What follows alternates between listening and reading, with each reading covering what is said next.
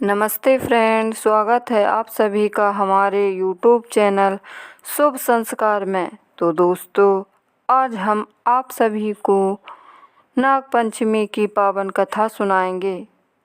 प्राचीन समय में एक नगर में एक धनी साहूकार रहता था। उसके 7 पुत्र थे और 7 पुत्रों के विवाह हो गए थे। उसकी सभी बहुओं में से सबसे छोटी बहू बहुत ही गुणी और संस्कारी थी। एक दिन साहूकार की सबसे बड़ी बहू ने अपनी देवरानियों से कहा कि चलो सभी गोबर लीपने के लिए बाहर से मिट्टी लेकर आते हैं। और सभी बहुएं जेठानी के साथ खुरपी और डलिया लेकर बाहर चल दीं। जब सभी बहुएं मिट्टी खोद रही थीं तो एक सर्प वहाँ से निकला और बड़ी बहू उसे मारने लगी।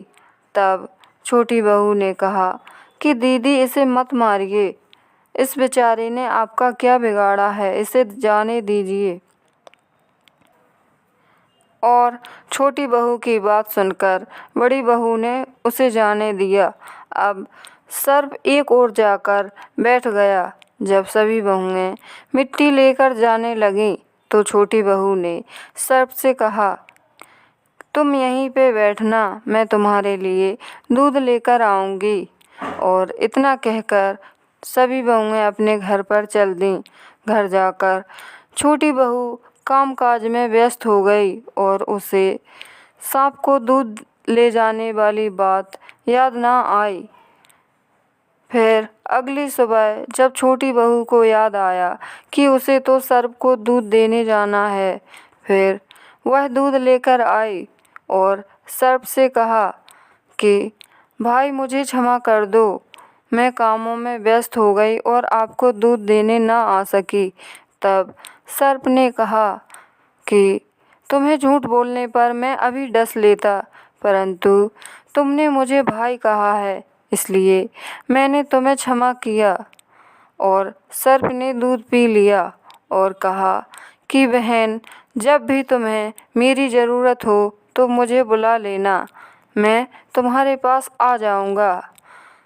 कुछ दिनों के बाद बड़ा सा त्योहार आया और सभी बहुएं जल्दी जल्दी अपना काम करके तैयार होने लगीं। तो छोटी बहू ने कहा कि आज क्या बात है, आप सभी जल्दी जल्दी तैयार होकर कहाँ जा रही हैं।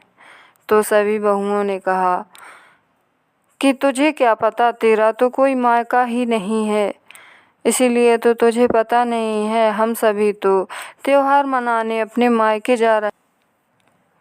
और ऐसा कहकर सभी बहुएं अपने अपने मायके चली गईं। अब छोटी बहू घर में अकेली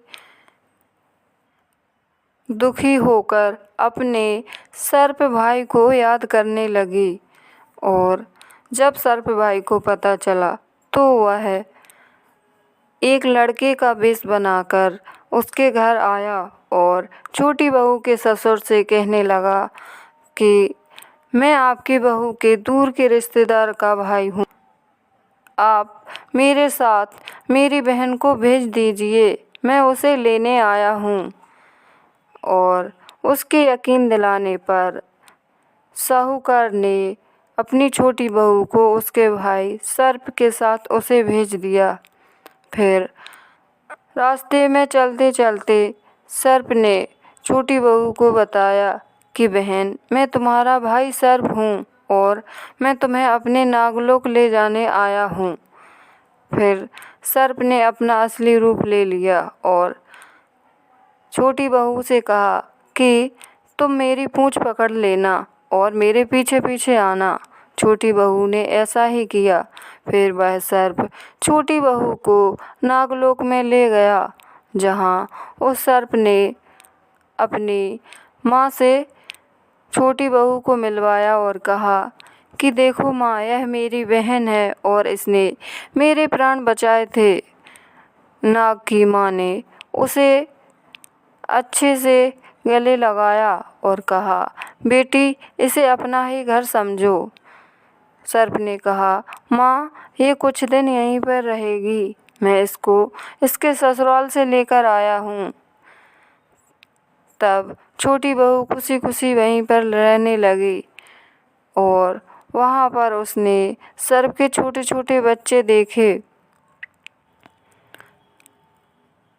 सर्प की माँ उसके बच्चों को रोजाना ठंडा दूध करके पिलाती थी। एक दिन जब नाग की माँ दूध ठंडा कर रही थी तो छोटी बहू ने कहा कि आप कोई और काम कर लीजिए, लाइए मैं दूध ठंडा किए देती हूँ।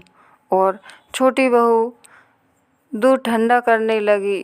उसने जल्दबाजी में घंटी बजा दी, जिसने सभी छोटे छोटे सर्प के बच्चे आकर दूध पीने लगे और गर्म दूध होने से उनका मुँह जल गया और वे सभी उसको डसने लगे।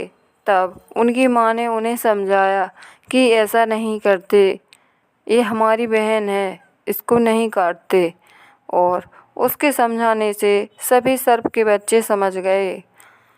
फिर छोटी बहू के भाई सर्प ने उसे बहुत सारा खजाना दिया और एक बहुत ही सुंदर हार दिया और विदा करके उसे उसके ससुराल छोड़ आया।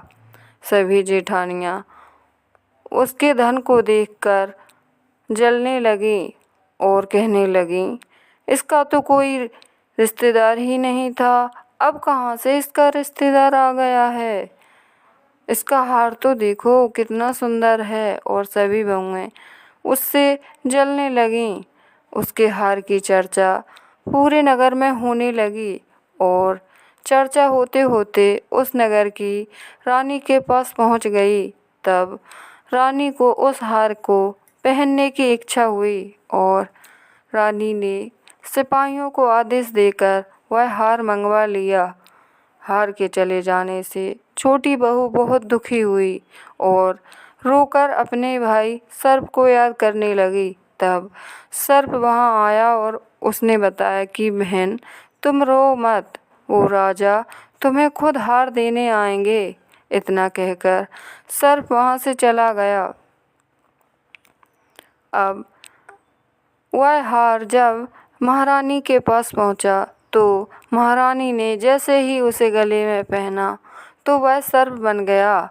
ऐसा देखकर महारानी ने उसे फेंक दिया और छोटी बहू को बुलाया।